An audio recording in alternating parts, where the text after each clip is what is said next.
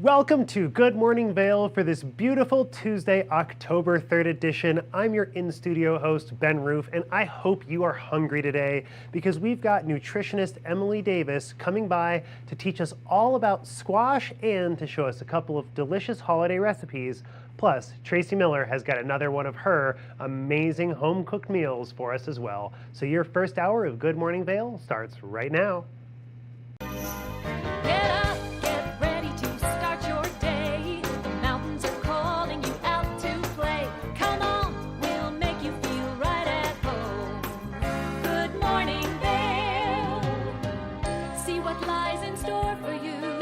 There's so many things to see and do. Summer, winter, spring, or fall. Your home in the Rockies has it all. So get up, get ready to start your day. The coffee's brewing, you're on your way. The fun is waiting outside your door. Good morning, Vail.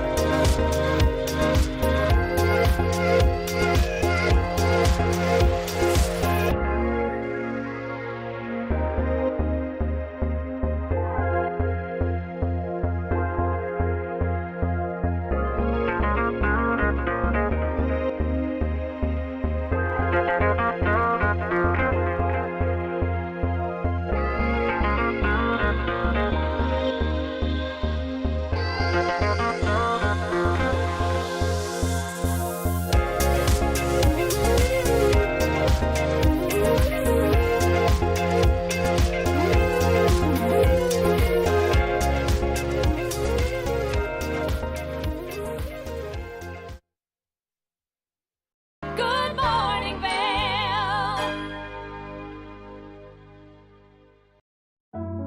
Lion's Head Jewelers Fossil and Mineral Gallery. Located in the heart of Lion's Head Village for over a decade, our 4,000 square foot gallery boasts a one-of-a-kind experience that cannot be found anywhere else in Vail. We carry the most exquisite array of fine jewelry, high-end minerals, and museum-quality fossils. We invite you to come in and explore all the history and beauty that nature has to offer.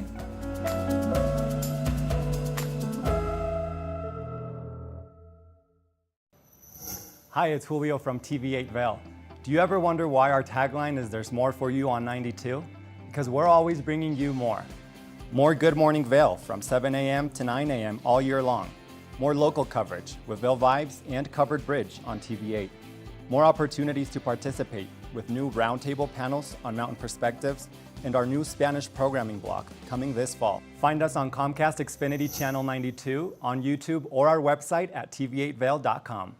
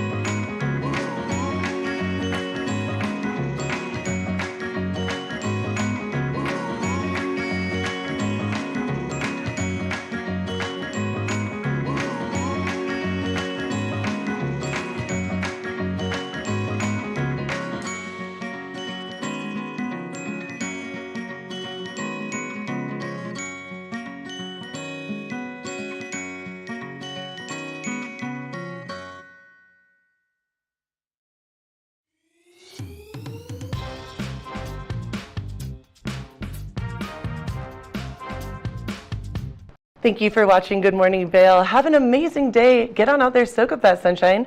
We'll see you tomorrow right here for more Good Morning Vail. Bye, everyone. Hi, I'm Gretchen Bleshaw.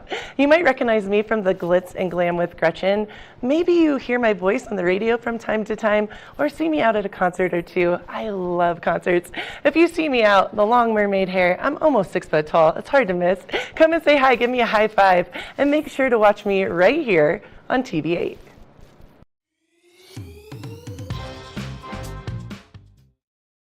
Good morning, Vail.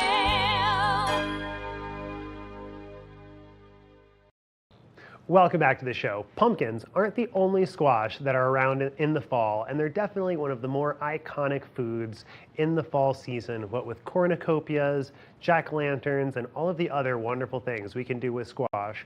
But nutritionist Emily Davis is joining us to tell us all about the great things that we can make with the delicious squash. Welcome back to Mountain Connections. Right now, I am here with Emily Davis of Whole Essentials Nutrition. I love how she always makes eating healthy simple and very relatable to do. Emily, thanks for being here. You're so welcome. It's nice to be here. I know that may sound strange to say it's relatable, but sometimes it can feel very foreign when you're changing your diet or when you want to be healthier and you just feel very out of your element. I think so too. I think one of the biggest things that I hear from my personal clients and from people I teach classes to is it seems very overwhelming, especially if the food is new to you and you're not comfortable with it. It's one more thing to add to an already packed life, but you make it not so hard to do. Well, thank you. I do try. And today it's fall where we are, and so I've got a variety of squashes, winter squashes that I'm gonna show you how to prep and talk about the nutritional benefits. I love squashes, and fall is here. It's the time to enjoy them, but many of us don't have any idea how to actually cook them. Yep. Again, I feel like that's one thing that I hear a whole lot about. So yeah, I've got a variety with us today. So I'm going to kind of go through, like I said, I'll talk about the nutritional benefits and then show you how to prep each one. They're really not that different. Well, honestly, some of them I have cooked before, but some of them I've just displayed on my table as a nice little fall harvest. And that's okay too. So yeah, should we jump in? Yes, yeah, let's get started. So what I've got for you today, like I said, is just kind of a variety of what I am finding here locally. Depending on where you are at home, you might find some other varieties. But this one's pretty classic. Like if you don't know, this is an acorn squash because it looks like an acorn. This is a delicata squash. So that's kind of that longer one that you see. This is a spaghetti. And I'm gonna show you how to prep this. That one's a little bit different than the others. This is called a red curry. So this one's not a pumpkin, this is a curry. And then this one is a butternut. And I have a sweet potato here just for, I don't know, good reason because it's fall. It blends in well. Yeah. So some of the others that you're gonna see might be a kabocha is what it's called. And a kabocha will look similar to this one, but it's usually like a dark green like this acorn. And then there's pumpkin of course too, and the couple of stores I went to, either they were out or they just didn't have any right now. So pumpkin is usually what we think of as fall too. I'm very curious about some of these lesser known ones, especially this one. How do you prep this? So the information that I'll give you about they really are very similar as far as prepping. So let me just kind of show you. Sometimes it's intimidating cutting into them. You don't know. Yeah, so some of what you're gonna find. Exactly. I think there is that apprehension, like I say, of cooking and working with something you're not comfortable with. The thing to know about squashes, these tend to be, and maybe you can tell or see at home, but these are the ones with thicker skins. And so you prep them a little bit differently. These have thinner skins. They're all edible, by the way. You could eat any and all of these skins as well as the flesh. And yeah. pumpkin is more in this category of the thicker It would skin. be. Yep. And then within pumpkin, right, there's the like bigger carving pumpkins that we get, but then there's pie pumpkins is what they're called, and they would be about this size. And those are the ones that you would want to cook a pie. But yeah, it would fall into this. So yeah, you're going to prep it very much the same way. So I'm gonna move these and just show you what I mean. Definitely a sharp knife, I assume, is key A to sharp being able, knife. otherwise you're not gonna be able to cut through it. I speak from experience. A sharp knife, and this one that I brought today is maybe not the best. But so if you, another trick that I'll share, if you don't have a really sharp knife, if the skin is really just too thick and feels kind of unsafe cutting into, rinse it, put it in the microwave for a couple of minutes, and pull it back out, and then it's softer. Oh, that's a great tip. I usually just give up at that point. So just put it in the microwave, soften it up a Put bit. it in the microwave. Have some patience. Yes. And it'll work. So this one I actually put in the microwave just to kind of show you how easily it cuts. So any and all of the squash, you are going to cut down the middle. You're going to scoop out the seeds. All of the seeds can be eaten if you want. So you could roast those or even have them raw if you really want it. If you really want it. I would roast. Roasting is I preferred. would roast. But yeah, so you're going to scoop out like you see me do here. Both sides. And with an acorn squash, I typically use these as bowls. In other words, I often will do a mixture that I'm cooking separately, and I'll put it in the middle. You don't have to, but there's lots of good Oh, yeah, recipes that's out a there great for, idea. you know, Like when you do green peppers and yep, similar. stuffed peppers, I Yeah. guess would be. Yeah, what very that is similar. referred So it's to. like a stuffed squash. Oh, delicious. So yeah, you can just kind of see, not hard. I'm just using a regular spoon with that. Scoop out the seeds. Again, save them if you want. But then this is pretty much ready to go. The only other thing I'm going to do is just put a little bit of olive oil. So you would roast this.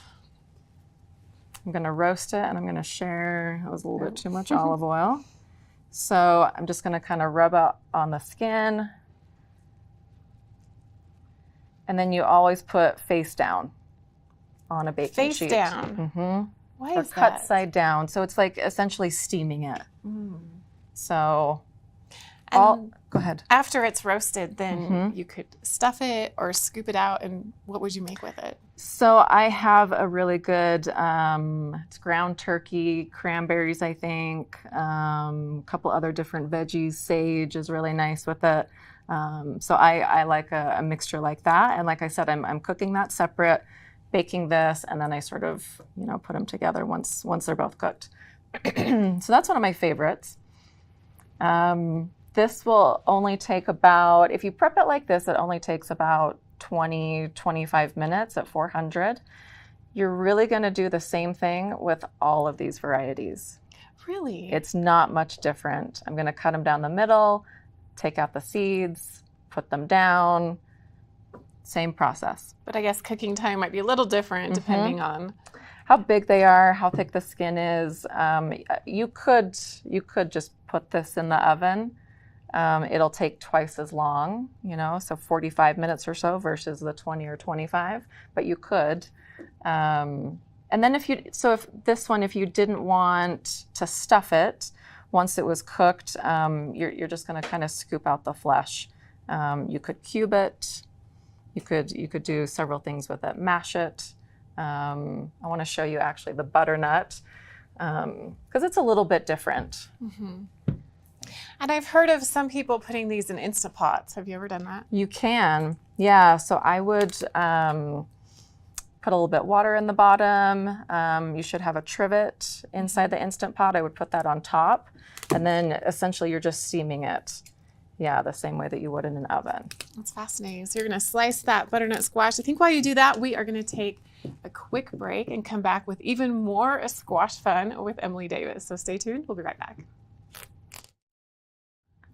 Welcome back. We are here with Emily Davis from Whole Essentials Nutrition in our kitchen, continuing our discussion on a squash. 'Tis the season, it's fall. It's time to cook these beautiful divine squashes. How's it going? We started out, we prepped them, we learned how to steam them in the last segment, and now we're moving on to butternut squash. Yes, yeah, because you can prepare butternut a little bit differently. You can do that the same way that I just showed you with the acorn, but I'm going to show you one other method. And I'm just going to point out, since this is open like this, and you can see this one too. If I open to the spaghetti or the delicata, you're going to see more of a yellow versus orange, but it's this yellow orange color that tells you about some of the nutritional benefits, which are winter squash are full of antioxidants, really high in fiber, low on the glycemic index, which makes it really good for diabetics, people with heart conditions. It's good for that too, because they're so high in potassium and magnesium. Just a really, really nutritious food. So are they low carb then? Low carb, yep. So they have about, like, for example, this butternut has maybe half the carb load as a sweet potato. Oh, nice. Yeah, so low on the glycemic index, a lower starchy kind of carbohydrate, tons of fiber, protein, antioxidants. Have I convinced you yet? I'm convinced. Sold. They're so good. I want all the squash. So yeah, while I've got this, I just wanted to highlight that. But what you're going to do with the butternut, or what you can do, is peel it. And you're just going to use a peeler like this. You could also use a knife, but a peeler tends to take less of the skin off. So I'm not going to go through this whole thing, but you see what I'm doing. And then what I would do once it's peeled is cut it into. I feel like with butternut squash, you get a lot of soups, even pasta sauces.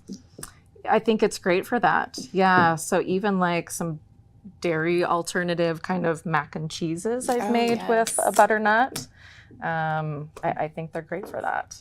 So you can kind of see what I'm doing. Like, I'm going to cut it into slices, and then again, like, this would be peeled on the other side, but you would just do into just little chunks. Kind of, yeah, like these size pieces, about a 1-inch piece. And then those are great for, like you said, a stew, a soup, curry. Oh yeah, curry. All kinds of things, really. So this is just a different kind of preparation that is unique to the butternut. I wouldn't do that with any of the others. And then the spaghetti is a little bit different too. If you've never seen a spaghetti cooked, that's a great alternative, of course, spaghetti squash to spaghetti noodles. Yeah, so these are, it's a great alternative to other kind of traditional pastas.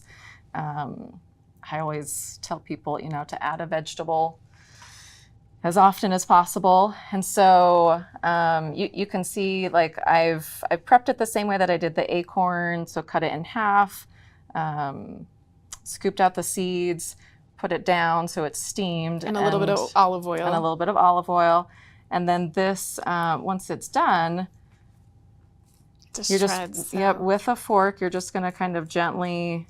So you roast it at 400. How long does it take to get this perfect? This was about 20-25 minutes, and everyone's oven's a little bit different, so it's gonna differ a little bit, but this is 20-25 minutes. Oh yeah. And so you can just kind of see, like, the flesh just comes off of the skin, and then this is your noodle. Oh, it's my favorite. Yes. And yep.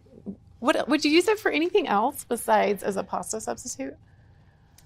That's a good question. I think that's probably, like, my favorite way to do it is just with, like, a marinara, plant-based, or, with some meat. It's a good question. Yeah, I think that's probably my favorite. For pasta, yeah, I'd say. It is. On its own, honestly, like, I think once you start eating, like, whole foods and you notice those, like, subtle flavors with food, I think it's delicious on its own too, as kind of like a side. So yeah, if you've never seen a spaghetti squash, how you cook it, that's how you would prepare this. Yeah, and then, like I said, that's right. I was going to show you if this seems too hard, or if this I don't know, you want a more convenient way to do it, you can find these at most grocery stores. I like how much they're doing this now with the zucchini, the zoodles, and now with butternut squash. It really makes it, you're right, a lot easier if you want to just have something pre-prepared but healthy and enjoy your squash quickly. Yeah, there are ways to do it. So this is the butternut. This is a sweet potato. Yeah, you can find zucchini. I think those are really the three that I see most often, but these are less than $2.50 each. If you're feeding a family of 6, it really does, it's better for the budget to do it yourself, but a single or a smaller family, these are still affordable. And these you'd use, once again, like with the marinara, Alfredo sauce, maybe even a stir fry. Yeah, something like exactly. Yeah. These kinds of noodles, you don't have to cook very long. And so if it's, say, a stir fry, you're cooking the other things first, and then you're putting those in at the last minute, just cooking a couple minutes. Really quick and easy. Yeah, well, I'm feeling very inspired. Perfect. Love fall, love squash, but I appreciate you making this simple, easy, direct. We can have all these healthy foods in our diet. Yeah, absolutely. Well, where can we get more information about you, Emily? So my website's probably the best place to go, where there's information about the programs and services that I offer, classes that I teach. So yeah, that's probably best. Well, sounds so good. Thank you so much for being here. You're I'm so welcome. excited to dig into all of the squash, feeling very inspired to eat healthy this fall season and eat in season. So Yes, appreciate Emily yes. being here today. We'll be back with more right after this. Good morning, Vail.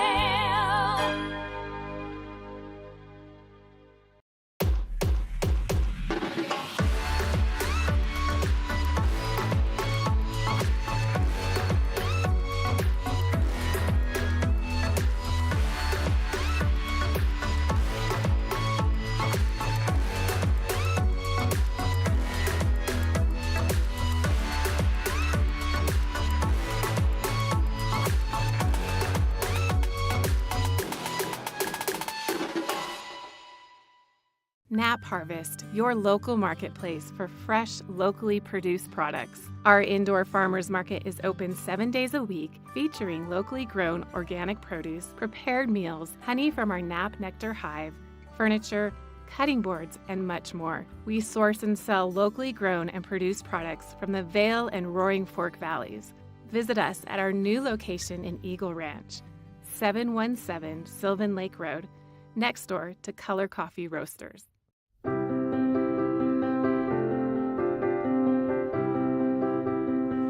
Hi, I'm Ben Belgrad, and I'm the owner of Drinking Vessels here at Bat Country Studios in Minturn. And I've been in the Valley for 7 years.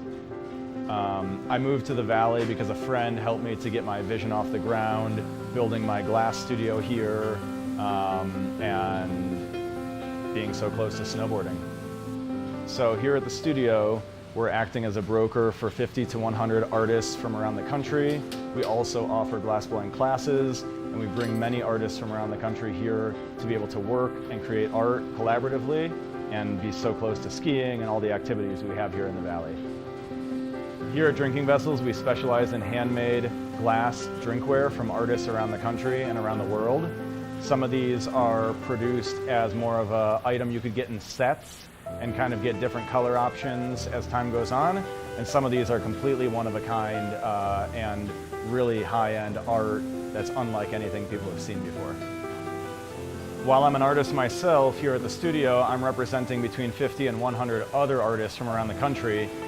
And most of these artists are able to spend most of their time working on their art while we help handle their marketing and their sales and the distribution and representation, allowing them more time to focus on their art. That's really my privilege in running this business, is creating that support and providing that platform for this big group of artists that are part of a movement that's very important to me.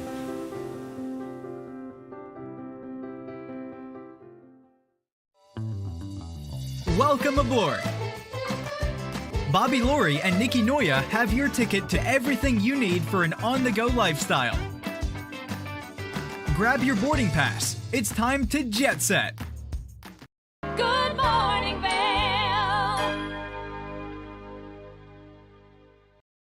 Welcome back to the show. Squash is not the only delicious fall food. One of them is definitely stuffing. And as Thanksgiving is approaching, Emily Davis is going to show us a couple of healthy alternatives to include in our Thanksgiving meals. Welcome back. Right now I'm here once again in our kitchen with Emily Davis of Whole Essentials Nutrition. She is cooking more healthy, delicious food for us with the holiday in mind. Emily, how are you? I'm so good. How are you? I'm excited to dig in. This looks and smells delicious and we haven't even started. It's probably the herbs that you're smelling. So yeah, today I thought I would share with you a healthified version of some of our Thanksgiving or holiday favorites. So today I'm doing like a paleo style stuffing. Paleo meaning that it doesn't include bread. So that's what I'm sharing today. I'm excited about that since I can't eat bread. So let's get to it. Although sometimes that's the part that we crave and we want. Yes, and I think, you know, like the conversation I have with a lot of my clients, I do work with a lot of people who need, for various reasons, to eliminate certain foods, bread and gluten being one of them, depending on how you react. If it's that once a year thing that you love and want to have, then have some, right? I mean, you all know your body's best, but yeah, make that decision. But I think as a whole, my thought is like we can make that day a little better, hopefully get people feeling a little better after the meal, while still having really delicious food. You know, you make an excellent point because we do, if it's something that you just don't eat because you're trying to be healthier, then maybe you can make something like this, still get all the flavor and enjoyment, and maybe splurge on something else. Absolutely. Or if it makes you feel bad, you can just enjoy the holiday a little better and not have some of the issues that maybe you've had in the past if you've indulged in some of these. I think so. Yeah. Again, like you all know, you know, your body's best, but I think we can definitely just feel better by like making some adjustments. So yes, this recipe is dairy-free, gluten-free, happens to also be nut-free and soy-free, and I mean lots of things, while focusing and including on some really delicious and flavorful foods. So we're not skimping in any way, I guess is what I'm saying. But ideal for your holiday table. So Yeah. where do we start? So I have prepped ahead.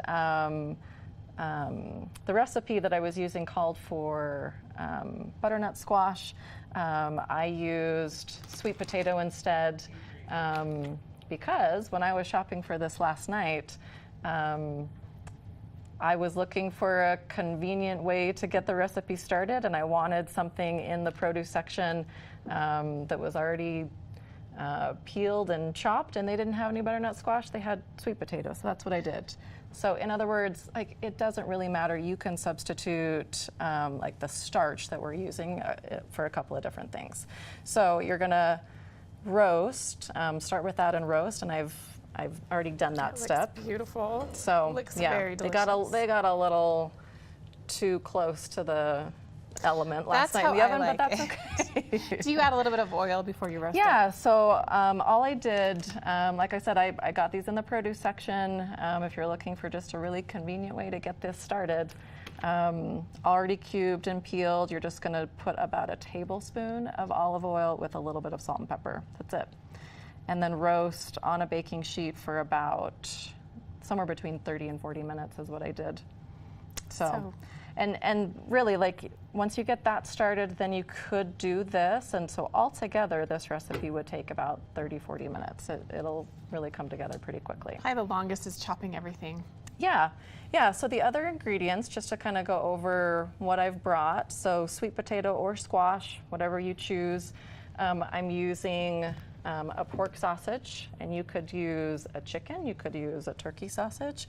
The important thing to me is that there isn't added sugar and added preservatives and lots of different things, and this one doesn't have those. And we've recently found a vegan sausage that we really like, actually. Vegan sausage, or keep it out, right? There are options, but today I'm using pork. And then we're gonna do celery, apple, some cranberries. Again, I'm looking for cranberries without any added sugar. Hard to find, so look at the label. And then the herbs that I'm using, sage, rosemary, and thyme. And I prefer fresh herbs. Yes, you can get away with like just having these dried in your cabinet because most people do have them, but it's going to really enhance the flavor by using fresh. Which is always a good thing. Yeah, the nutrition and flavor actually, you're really enhancing. Oh, and then onion, I don't think I mentioned that. So those are the ingredients, really pretty easy to find. I've mentioned a couple of different variations, so that's all we're doing. And so to start, I've turned on the heat and we're just sauteing. I'm using avocado oil because it has a higher smoke point, and I just need like about a tablespoon. So you're gonna turn on the heat and then add your oil, ideally. And you could use a different type of oil, but you prefer the avocado oil. I stick to olive, avocado, or coconut. And so for this particular recipe, I would do olive or avocado, yeah. So then we're just gonna saute onion and celery together.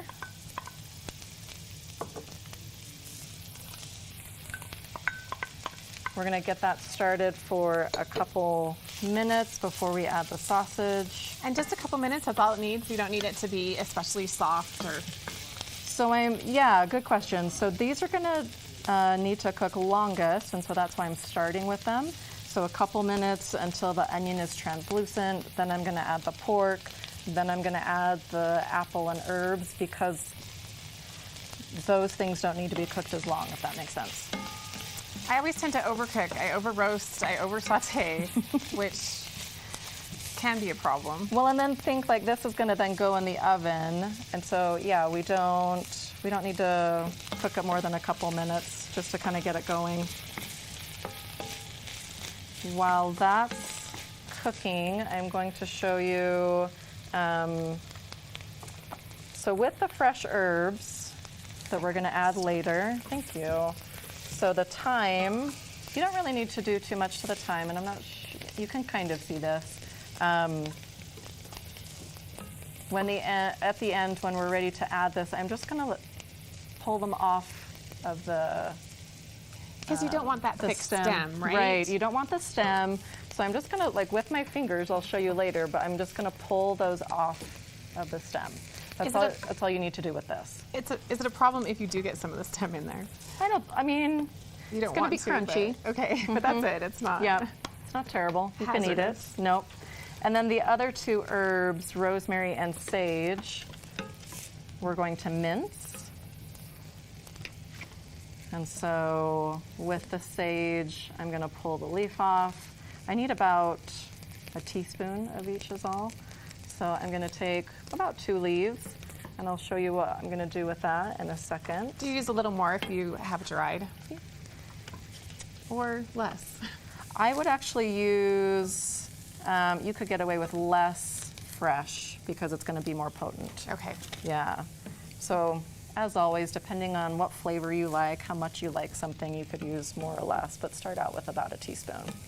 And then the same thing with the rosemary. I'm gonna like pull it off of the stem, but then it's a lot bigger than the thyme, and so I am going to cut it. So just so you know, that's kind of how you just chop it a little bit so it's not such a big mouthful of rosemary. Okay, so this looks good to me. And I'm gonna add the sausage. This has just paprika added to it, and like I said, what I'm looking for is no added sugar. So do you read the ingredients on everything? I sure do. I'm not surprised, but that's important. Most questions that people ask me, like I had someone who asked about, oh gosh, what was it? I can't remember. Just yesterday, someone asked me about something, and I said, like a healthy product or something that sounds healthy to people, but isn't always. Like, check the ingredients. You don't know.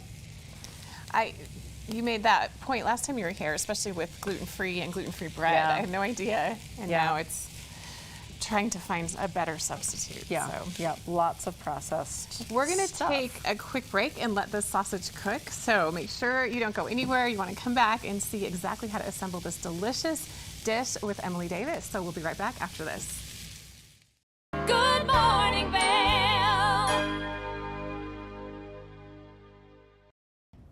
Did you know that all Eagle County residents and visitors can get a free Eagle Valley Library District card? All you need is a photo ID. You get our online databases and resources, free music, free streaming, all from wherever you have internet access. Free audiobooks and e-audiobooks straight to your phone. Go into your Eagle Valley Library District branch today and get your library card. Familia, estamos muy emocionados de por fin presentarles nuestro nuevo programa completamente en español, Conexión Latina, que se estrena este lunes 21 de agosto a partir de las 7 de la tarde. Por el momento, el programa se transmitirá los lunes, miércoles y viernes de 7 a 7 y media de la tarde, con una repetición de 7 y media a 8, así que no hay excusas para perdértelo. Te recuerdo que puedes sintonizar nuestra programación a través del canal 92 de Comcast, nuestra página web tv8vail.com y nuestra página de Facebook TV8 Conexión Latina. Acompáñanos en esta nueva aventura llena de información y entretenimiento local. No te lo pierdas.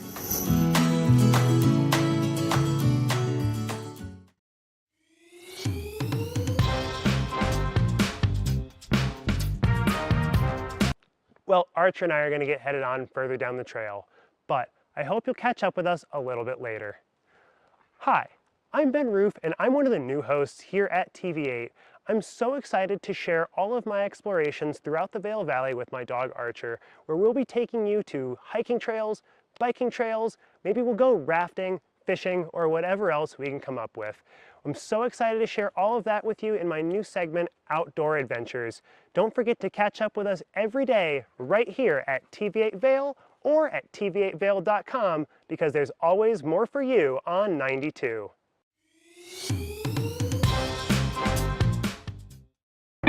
Experience the beauty of fall on the rails of the Leadville Railroad. Take in the cool mountain breeze as you climb to 11,000 feet to watch the vibrant reds, oranges, and golds of fall come alive. Enjoy delicious hot beverages, learn some history, and relax with family and friends. Even your pets can enjoy a ride on the train. Offering daily trips, the weekend specials sell out fast. To secure your seat, book today at leadvillerailroad.com. Good morning, Vail.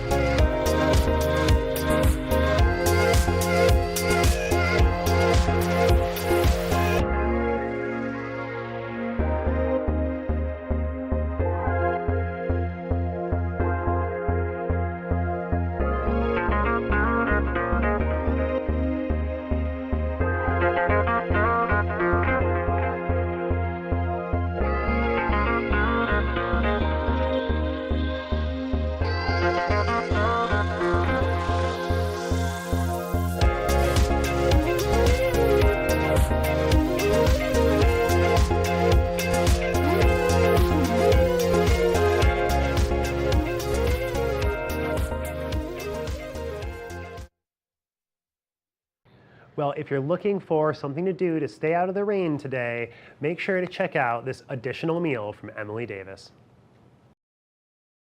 Welcome back. We are here with Emily Davis. Our sausage is cooked. We are making delicious stuffing for our holiday tables. So what do we need to do next? So the sausage is cooked. That really just took maybe 8 minutes or so. And then we're going to add the apple and herbs. Because just a reminder that those don't need to cook very long at all, and so that's your final step before you put everything together. So this was a pretty big apple. I've just used half of it. You could use more, but you can just kind of see I've chopped it up. What type of apple? Does it matter? It doesn't matter. This happens to be a Honeycrisp, but yeah, the short answer is it doesn't matter. I think the Honeycrisp are a little bit more flavorful and sweet, and I definitely do like the contrast of the salty and fatty and sweet, so that's just my preference. But so we're just going to add it to the sausage, and yeah, to me it looks like that's plenty. I wouldn't do more. Like I said, that's just half the apple. And then the herbs, you can kind of see I've just minced the rosemary and sage, and then we're going to add in the thyme just from I don't know what to call it, off the stem. I don't need to cut that one. I don't know how to say it. It smells, your dishes always have such great aroma. It's really, the fresh herbs are really going to do that for you. So these are affordable. You can find them almost anywhere.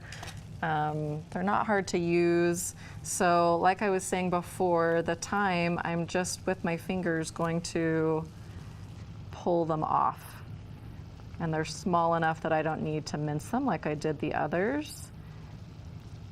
About a teaspoon. That's it? You just pull them off? That's it, yeah.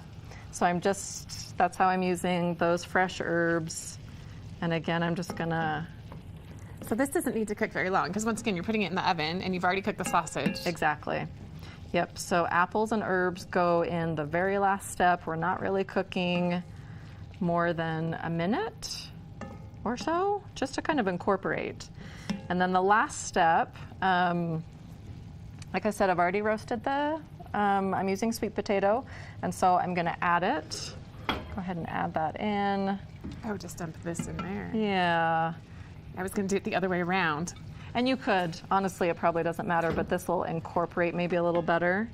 And then the other thing I would say is we're gonna put this in the oven, and if you're using an oven-safe skillet like I am here today, then you can just keep it here, right? Then you're gonna put this directly in the oven for about 30 minutes.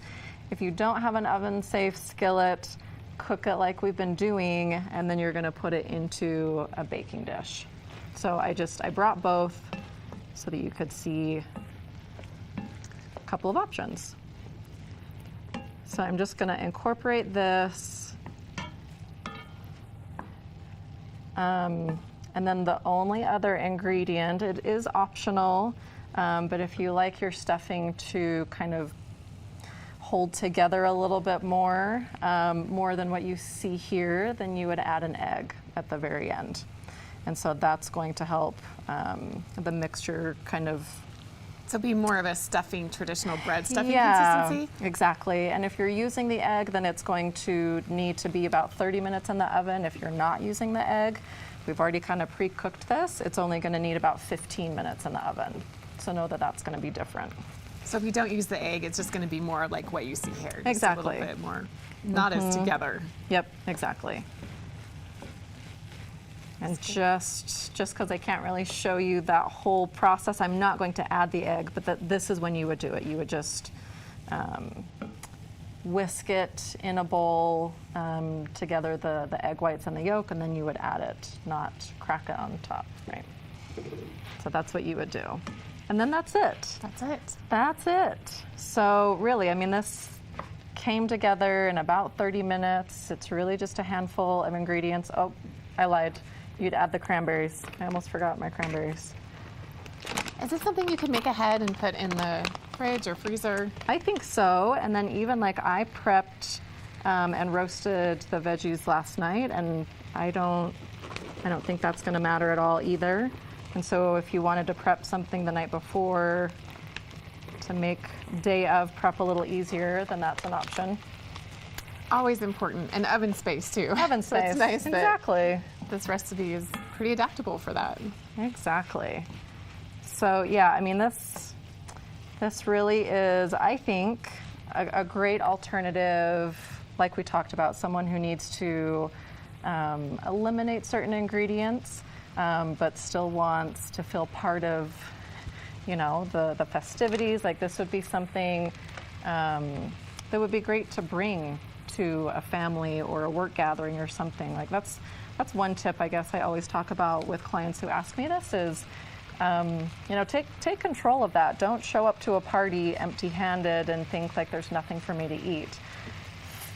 Bring something and know that you can at the very least eat this, And while you're cutting a lot of stuff you don't want, you're not cutting flavor. It's going to be delicious, and you might not even miss traditional stuffing. I don't think you will. I haven't tried it yet, but yeah, I don't think you I'd will. miss it either. And there's variations to, lots of holiday favorites. This just seems to be one that I get asked about a lot, and so I wanted to show an alternative. So. And you That's mentioned that this is paleo, right? It's paleo, Paleo. yeah, meaning so paleo, kind of going to like Paleolithic ancestors. The theory is just that we didn't have grains, and so it's not even just gluten, but someone following a paleo diet wouldn't be including any type of grain at all. So. And I know you have a certification in that as well. Yeah, I do. So I'm an autoimmune paleo coach. Work with a lot of people with autoimmune disease as one of my specialties. So, Which I'm sure is very helpful for many people, as that's a way that many people need to eat now. Yeah, and it's becoming, for lots of different reasons, a lot of people are being diagnosed with autoimmune diseases. So, yep. What else will you have on your holiday table? So this year, I actually plan a menu for a recovery center. I think I might have mentioned on here before, I planned their holiday menu, and there's a farm that I'm affiliated with locally, and I'm going to get the turkey from the farm. I'm probably going to do this recipe, so a paleo style stuffing. We're going to do some roasted veggies. We're going to do a mashed cauliflower versus a potato. Pumpkin panna cotta, I think, is what we're doing too. So variations on some favorites, but definitely a healthier twist. It all sounds delicious. Can we all come? Yes, you're all invited. Where can we get more information about you, Emily, and everything you're doing? So probably my website is the best place, wholeessentialsnutrition.com. You can also find me on Instagram under that name. But yeah, either place is probably a good place to start. Sounds good. Well, thank you so much. Always Yeah. appreciate you spending time with us in our kitchen. And this looks absolutely delicious. It's going to be on my table. So Thanks for having me. appreciate you being here. Yeah. All right, we'll be back with more. Good morning, Vail. Nap Harvest, your local marketplace for fresh, locally produced products. Our indoor farmers market is open 7 days a week, featuring locally grown organic produce, prepared meals, honey from our Nap Nectar hive, furniture, cutting boards, and much more. We source and sell locally grown and produced products from the Vail and Roaring Fork Valleys. Visit us at our new location in Eagle Ranch, 717 Sylvan Lake Road, next door to Color Coffee Roasters.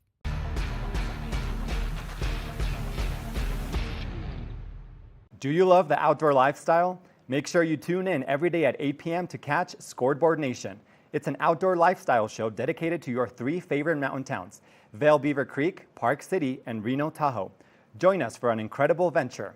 Find us on TV8 Vail, Park City Television, or at thescoreboardnation.com. We can't wait to see you there.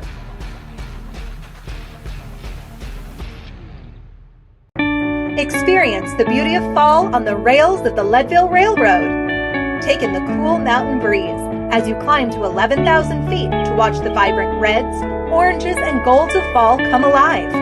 Enjoy delicious hot beverages, learn some history, and relax with family and friends.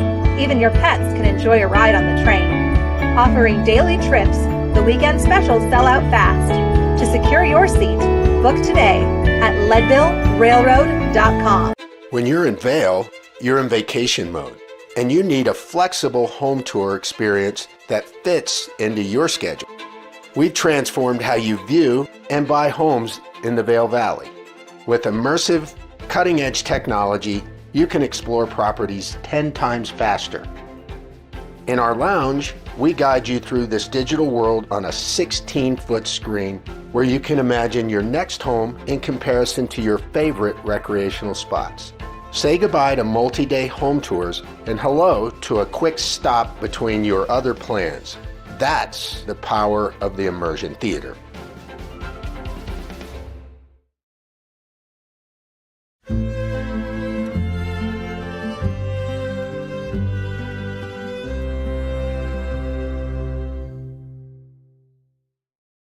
Good morning, Vail.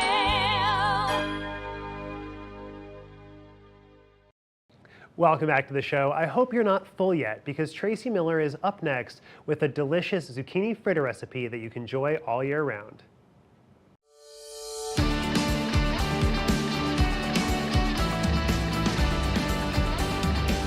Welcome back. You're watching Colorful Cooking with Tracy Miller, and I'm Tracy. Thanks for joining us. All right, we're going to get down and dirty in the kitchen with a pretty easy recipe. And this is a recipe that I decided to share with you because everybody asked me for it. Anytime I make it for anybody, when I'm catering, they want this recipe. And it's a vegan recipe as well. So a lot of people are really excited about that. We start off with 3 small zucchinis, and I have shredded the zucchini in my food processor.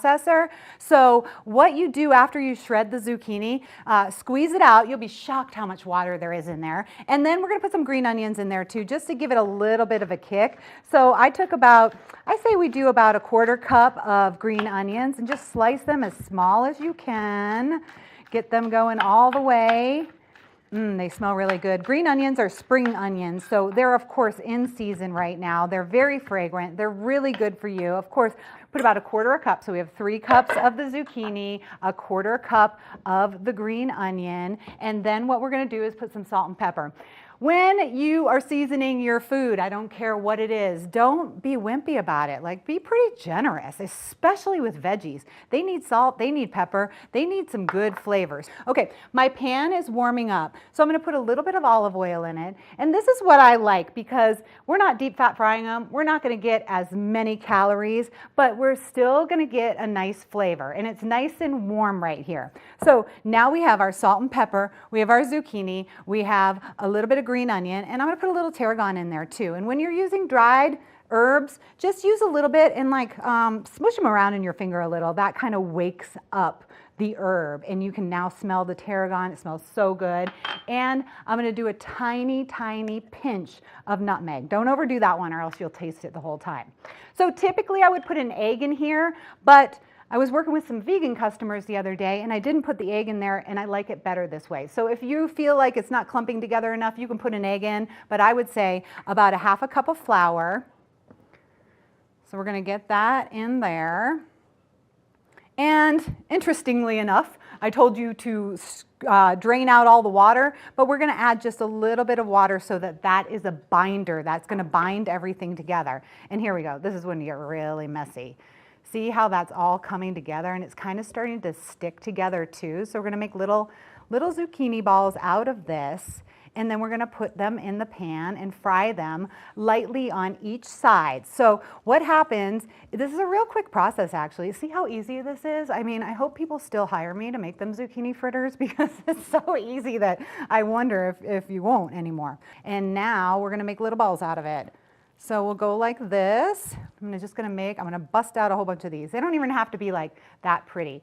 When you're putting them into your pan, you want to hear your pan sizzle. So I'm going to crank this up a little bit because we're going to put a bunch of cold zucchini in a pan and try to get it to sear up. So that means the pan is not going to be quite as hot.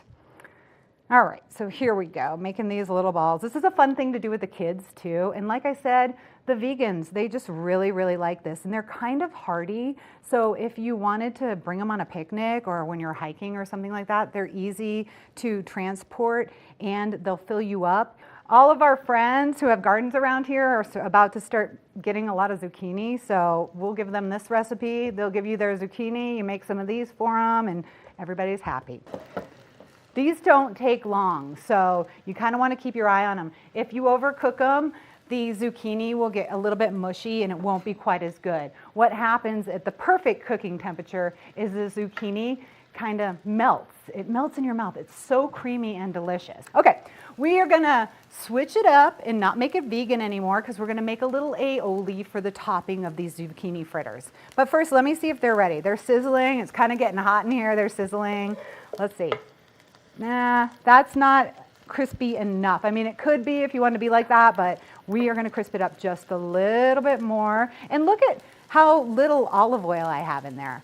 And I cook with olive oil over any heat. A lot of people say you can't cook with olive oil if the heat's too high, and olive oil will burn, but when you're making stuff like this and you're sauteing vegetables and something in the frying pan, you can use just a little bit of olive oil. See, it's not even soaked in there. So we're keeping the calories low. We're keeping the health benefits high. We are working with anti-inflammatory foods. Okay, real quick while these cook and then I flip them over, let's make an aioli for this. Aioli is super easy if you want to use some sour cream. What I do is about a quarter cup of sour cream, quarter cup of mayonnaise, a whole bunch of fresh basil, like the whole thing. And it's going to just, it smells so good in here. When I was setting up, everyone's like, what's that? Somebody's like, are those mojitos? No, they're not. It's actually basil and it's just fresh. And all of this stuff is about to be harvested right now. So we're looking pretty good. I do lemon zest, and when you're gonna zest your lemon, make sure you buy an organic one if you can. Use your zester. This just gives it the lemon flavor that you really need, like so good, so fresh, so much lemon. Of course, we need a little bit of the juice. So I'm just gonna cut this bad boy, which is a nice lemon, not a lot of seeds. That's always nice. We're gonna cut this. We're gonna put some salt and pepper in there because basically, look at that juicy lemon. Yum, that's so delicious. Okay, and now I'm gonna put some salt and pepper in here. I'm gonna blend this when we go to break so you can just hear every word I'm saying right now. This is starting to sizzle up. It smells good. We're gonna flip these zucchini fritters. I think it's time. So it's about 4 minutes on each side, and then you actually just let them rest for a moment. Put some of the aioli on them if you want that, and enjoy them. If you want your aioli to be a vegan aioli, instead of using the sour cream and the mayonnaise, you can use avocado. So that would make it vegan. We're gonna have all the recipes on the website, so if you do wanna make these, and I highly suggest you do, then we will have those on the website. Thanks for joining us.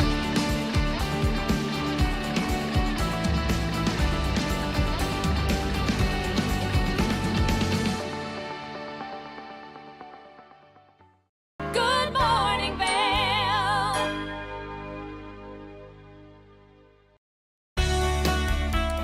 Join us in exploring the everyday lives of community members here in the Vail Valley. Hear their inspiring stories of how they came here, their contributions to our community, and why they chose to call this place home. We want you to be one of our neighbors. If you would like to be featured or nominate someone to be featured, please send an email to danielle@tv8vail.com. We look forward to featuring your story right here on TV8. At Revival Boutique Med Spa, we take an integrative and holistic approach to skincare, focusing on the bigger picture when treating our clients. We use only result-driven and science-based products that contain clean, organic, wild-crafted, and research-based ingredients. From injectables, facials, to body contouring, we offer anything related to looking your best self. Find us in the Riverwalk in Edwards. For a complete list of services, visit us online at revivalvail.com. Follow us on Instagram at Revival Vail Valley. Fall in love with your skin again. There's lots to love at Revival. Mind, body, beauty. Did you know that all Eagle County residents and visitors can get a free Eagle Valley Library District card? All you need is a photo ID. You get our online databases and resources, free music, free streaming, all from wherever you have internet access. Free audiobooks and e-audiobooks straight to your phone. Go into your Eagle Valley Library District branch today and get your library card. When people think of world-class destinations, they're drawn to a place that provides opportunities for fine dining, shopping, superior lodging, exciting events, and unparalleled outdoor activities. Park City, Utah, and Vail, Colorado are renowned destinations for travelers and extraordinary homes for residents. Feature your exceptional products and services in these two luxury communities. Advertise with Park City Television and TV8 Vail. Contact us today.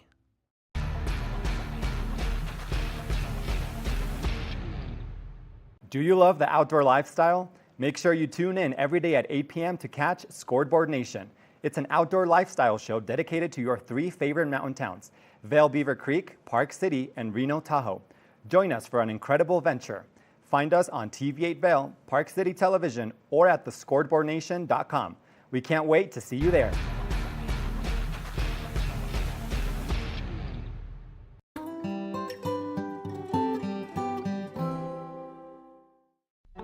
watching K34QB, Vail, Colorado.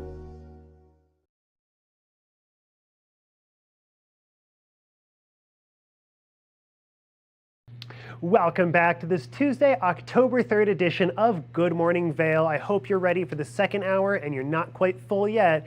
I'm Ben Roof and we've got more food coming your way. Tracy Miller is going to show us an amazing salmon sandwich recipe.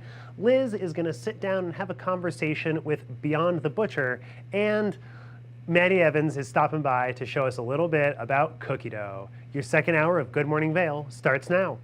Get up, get ready to start your day. The mountains are calling you out to play. Come on, we'll make you feel right at home. Good morning, Vail. See what lies in store for you. There's so many things to see and do. Summer, winter, spring, or fall. Your home in the Rockies has it all. So get up, get ready to start your day. The coffee's brewing, you're on your way. The fun is waiting outside your door. Good morning, Vail.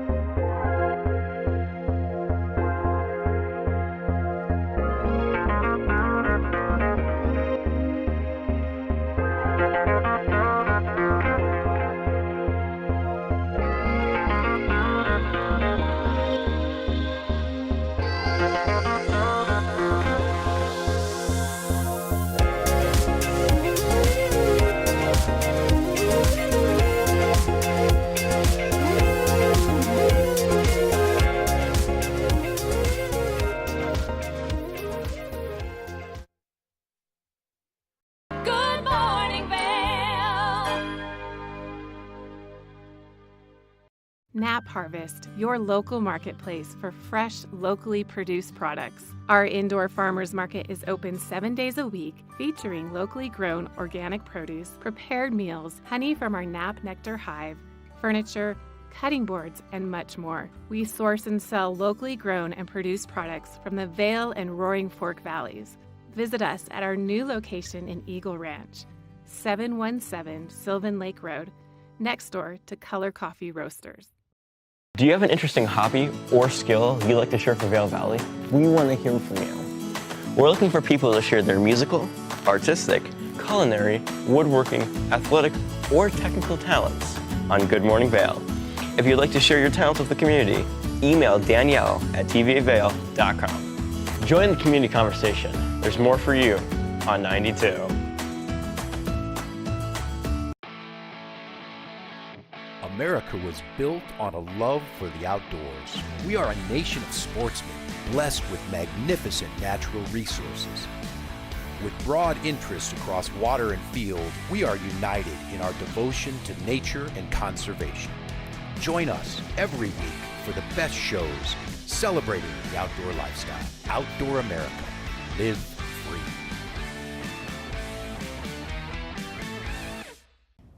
Did you know that all Eagle County residents and visitors can get a free Eagle Valley Library District card? All you need is a photo ID. You get our online databases and resources, free music, free streaming, all from wherever you have internet access. Free audiobooks and e-audiobooks straight to your phone. Go into your Eagle Valley Library District branch today and get your library card.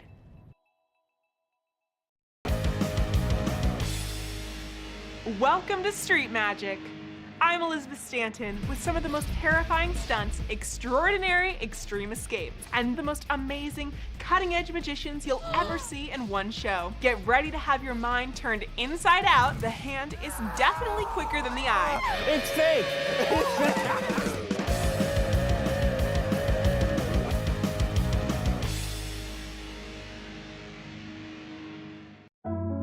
Lion's Head Jewelers Fossil and Mineral Gallery.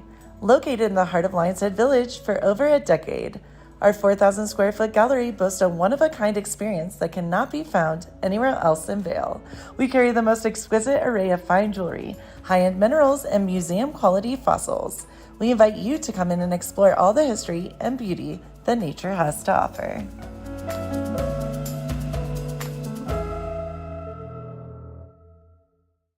Good morning, Vail.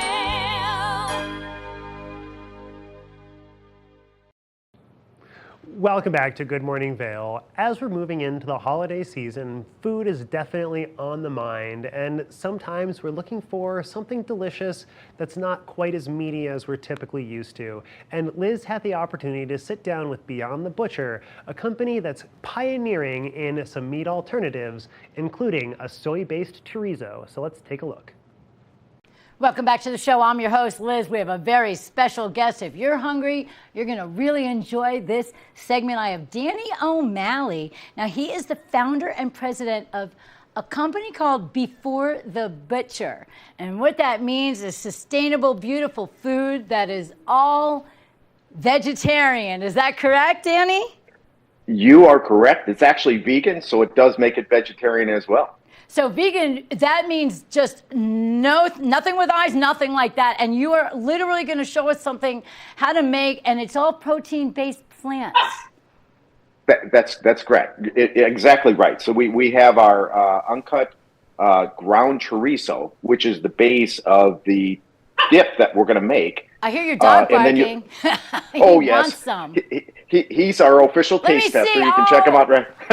Oh my God, my little heart! Look at that sweet. Yeah. So he's the official taste tester. So the thing I love, Liz, about this recipe is it is so simple. And it's so easy to put it together. And it just things that you can find either already in your refrigerator, or you can just jump out to the local store and pick it up. You can pick up a plant-based chorizo in most of your local grocery markets. This is the uncut brand that my company makes. But we also have cheese. We're using a vegan cheese here, but you obviously can use a regular cheese if you want to make it vegetarian. And this is evaporated milk. It's coconut milk, so that's vegan as well. We have chopped tomatoes, and we have a diced green chilies here. And then we just add a little bit of green onions on top of it all. And I'm going to walk you through it. It is so easy. It's a lot of fun. It's actually great for the family to do together. And then afterwards, you have this delicious chorizo dip. Over here, we've already got the chorizo cooking, right? And then we make it real simple, right? You're going to take those tomatoes that we showed you. We're just going to dump those in. Okay. And then we're going to take the green chilies, and we're going to dump those in. Yummy. Right? Yeah, so it's going to have a little bit of a spice. The chorizo already has some spice to it. The chili, obviously, depending on the chilies that you pick up, you can pick up spicy ones or mild ones. So it'll have a little bit of a spice here. And I'm just mixing all of these up while the pan is still hot. You can see some of the steam coming off that. And that's a great way for it to cook fully through, correct? When the pan is already all heated all the way through the entire amount of the pan, it's a better way to get the full cooking experience, correct? That's exactly right, because you're adding ingredients that are usually room temperature or already cold. Right. And then you're adding it to a hot pan with hot ingredients in there already. So you can see that already mixed up, and I tell you, this is really healthy. It's also gluten-free. I can't believe, number one, it's vegan. Number two, it's gluten-free. Number three, there's zero meat in there, and yet you can come up with the flavor and deliciousness of chorizo and cheese and a full dip. What did you just put in there? The milk? The condensed That milk? is the evaporated milk. Evaporated milk. So that's going to give it kind of a creamy richness to it, smooth it out real nicely. We're going to mix this up real nice as well. Okay, I want to go swimming in that right now. It looks so good. Well, the beauty of this is, I do let it simmer for a little while. We're not going to do that today. We don't have all the time to do that. But you could literally put this together in a matter of minutes and dig right in for the big game. And we know what the big game is coming up, right? We do, and this is a great idea for all the pregame parties, but not only for sports and adventures. You can literally have a nice Sunday afternoon with a bunch of friends gathering together or your family and make this dip, and everybody will just sit around with, we have to use gluten-free, maybe chips or maybe some vegetables that you can put inside. Like you can do Yeah. celery dips and carrots and broccoli and all that good stuff. Look at that. It's thickening So up with that cheese. Yeah, I added cheese to this. This is a vegan mix here, a little jack and cheddar. And now I added about 75–80% of the cheese because I like to sprinkle a little bit on top at the end. I just love that little bit of cheese on top, Yeah, where even though it it's mixed strings in up. there and it's already cheese. Oh, it's the best. Yeah. It's the best. I love it. That So looks amazing. I got to tell you, Liz, you're hardly going to believe it, but we are done. That's it. That's it? Yes. Can I have it is some, that please? simple. You sure can. So I'm going to sprinkle that cheese on top that I love. So, oh man, I grew up in Wisconsin, live in California, so I am a cheese Nice. guy. I love cheese. And then Yes. some green onions. Oh, those Now are one you of my can favorite chop those things. up finer. Yeah. I love those. That looks Now, incredible. I want it now. Can I reach in? Well, I'm gonna show you the best part. At least I've got some corn chips. I love corn chips, and of course, corn chips are gluten free as well and vegan. Right. Yes. So here's the best part, Liz. I'm Oh, going to my send this gosh. to you in the mail. Oh my God, virtually. Check it. I'm so jealous. Oh, it looks so good. It is so good. Really, I can Now literally again- taste it.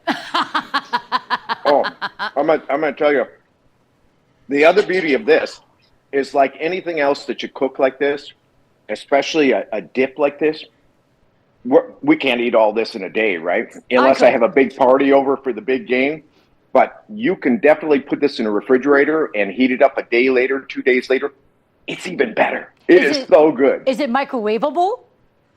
Yes, absolutely. You can Okay. put this baby right as long as you have a microwavable dish, right? Put it right in the microwave, heat it up, and no it's metal great. pans, please. But Yes. I have to say, let me ask you a question. So the Sure. chorizo is vegan. How do they go Yeah. about that? I know this is a product of yours within your company Before the Butcher.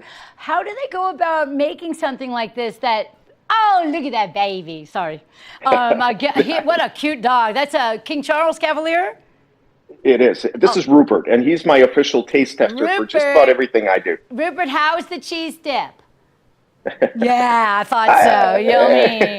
So the chorizo, how do you make it? It's all through plants and vegetables?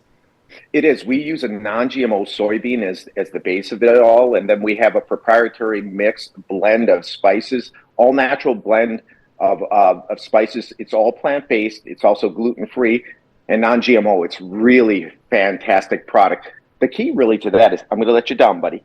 Oh. There he goes. The key there is really the texture. It has an amazing bite and chew and texture that would remind you of regular animal-based proteins like a regular chorizo you might eat, a ground. And the flavor is excellent. When you mix it up like we did right here, put it in a dip like this, you just don't know the difference. It is so fantastic, and it's cholesterol-free as well, which is really important. Especially today with all of our health and everything that we really want to take care of. And, there's so many people out there that don't want to deal with any animal or vegetable, like the fats and all of that stuff. So you have your alternatives. And this is just this is only one recipe that you have showed us today. Now, is there a way that people can go online and see lots of other recipes? Sure. Yeah. You can go to beforethebutcher.com or btbfoods.com, and we have this recipe amongst a whole bunch of other fantastic recipes that you can make up yourself at home. And if you're interested in the products that we make specifically, you can just go to beforethebutcher.com and we'll send it to you. Make it real easy. I think that's an amazing idea. I have to say, Danny, I'm really hungry now that I'm sitting here watching you make that amazing dip. It looks really, really good. And for the fact that it has the texture and the flavor and all the spices and everything you need to enjoy anything that would be animal-based without the animal, it's right there in my book. And I think that's a beautiful, beautiful experience. I can't thank you enough, Danny O'Malley. How long have you had Before the Butcher as a company? I started Before the Butcher in 2017, in September 2017. So we're going on almost 6 years now. We're not going anywhere. We're going to be around for a long time, and we're every day we're looking at new products. We just finished making a pepperoni, a sliced pepperoni that would absolutely knock your socks off. It is so good. It looks fantastic. Bite, chew, texture, and taste is just amazing. Okay, I'm going online, beforethebutcher.com. Danny, I can't thank you enough for being part of our program and showing us this incredible recipe and so many more great things. We can stay healthy, we can stay vibrant, we can be alive for a lot longer if we just choose to eat properly. And Before the Butcher is the way to go. Danny O'Malley, thank you very much for being part of our program today. Thank you, Liz. I appreciate the time. All right, cryovac that and send it on over, everybody. We're going to really enjoy that. And thanks again to Danny from Before the Butcher right here on our very special program. We'll be back with more show right after this. Good morning, Vail.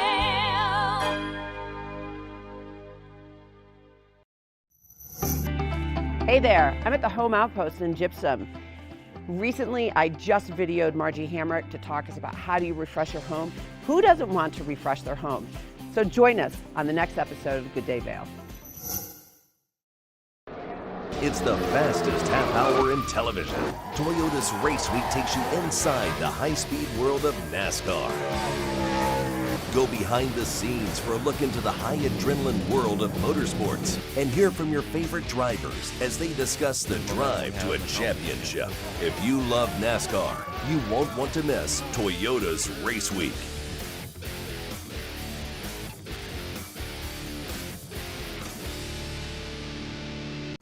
TV8 Vail is serving the community 24 hours a day, 7 days a week.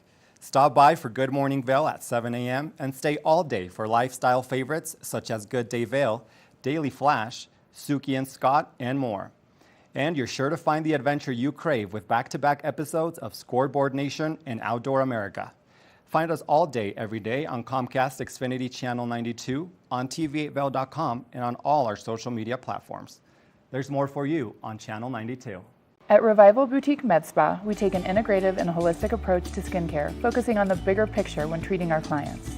We use only result-driven and science-based products that contain clean, organic, wild-crafted, and research-based ingredients. From injectables, facials, to body contouring, we offer anything related to looking your best self. Find us in the Riverwalk in Edwards. For a complete list of services, visit us online at revivalvail.com. Follow us on Instagram at Revival Vail Valley. Fall in love with your skin again. There's lots to love at Revival. Mind, body, beauty. Coming up this season on Ready, Set, Renovate, real homeowners tackle really big renos. Welcome to the ugliest house in the neighborhood.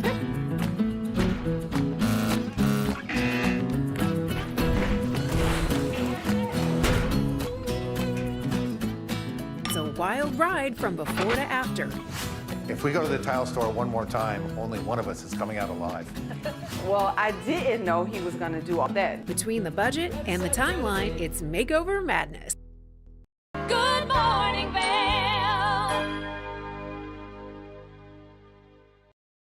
Welcome back to the show. Since it's fall, I hope you guys have been paying a little bit of attention to Fat Bear Week up in Alaska. And since they've been enjoying so much salmon, we've got Tracy Miller up next with a delicious salmon sandwich. We've got a great menu today. Actually, this is going to be kind of a summertime menu. We are going to make a salmon sandwich with avocado and a potato salad. So the first thing I'm going to do right now is start cooking the salmon, because we're going to cook it. You can serve the salmon sandwich warm if you want to, or you can package it up and serve it at room temperature or cool as well. So what we're going to do now is just start with cooking the salmon. I have a raw piece of salmon right here, and it's kind of a thick one too, so it's going to take a little while to cook. I'm going to put it in a frying pan. I've got the heat over a medium heat. I'm going to crank that up a little bit, because if you remember some of the past classes, when we're putting something cold into our warm frying pan, it takes the temperature down. So you want to crank it up when you're first putting things in there. I'm going to use a little olive oil. You use whatever oil you like the best. We'll put that on the bottom, and then we are going to generously coat our salmon with salt and pepper. So that means you're really going to get every part of the salmon. This salmon has skin. Most of it does. So I'll show you how to remove that skin in an easy way as we cook it. We are going to put it meat side down in the pan. I'm going to just make sure that pan is kind of hot, because of course we want that pan to be warm and get that sizzle whenever we put the meat in there. So here we go. Ooh, a little bit of a sizzle. I can crank it up just a tiny bit. So So we're gonna do skin side up. We will flip the salmon, and then once it cooks, the skin will easily peel right off. A lot of people like the skin, but it's a little more high in fat. You can crisp it up if you want to add it to the sandwich. I'm not going to teach you how to do that because this is a healthy cooking class, and the skin of things, animals, aren't always that healthy. So we have generously doused it with salt and pepper. We've got it in our pan, skin side up. It's maybe about an inch thick, so it is going to take a little bit of time to cook. I can hear it sizzling right now. I'm going to want to get a nice sear on the outside, and then I'm going to flip it over, and we will continue to cook it until it's done. Meanwhile, let's make some potato salad. So you got the little baby potatoes in your package today. I have already boiled those. So when you're boiling potatoes, you put them in water, not ice cold water, but you don't drop them into boiling water. Whenever you're boiling potatoes, you start the potatoes in not cold, but not warm water. So just kind of room temperature water. You put the potatoes in there, and then it all comes to a boil on its own. So it really is a gradual process. It takes about 15 minutes to boil those potatoes. I have boiled them, I've strained the water out of them, and I put them in a bowl in the refrigerator so they can cool down for our potato salad. So let me just grab those. They should be nice and cool, which will be nice for us when we're cutting them, because hot potatoes are so hard to cut. The avocado and the tomato are for our salmon sandwich, so I'm just going to move those right down there. We have these nice potatoes. It doesn't matter if you have red or white or yellow potatoes. The potato salad it'll work with anything. You know, if you want to make mashed potatoes or something like that, you want more of a russet potato. But with a potato salad, you can really use these or those little golden Yukon potatoes. Those are really nice. I like to cut my potatoes in little coin sizes for my potato salad. So we're just going to kind of easily cut them. Try to make sure that you're not cutting away the skin. The skin is where you get a lot of nutrients in most of your veggies.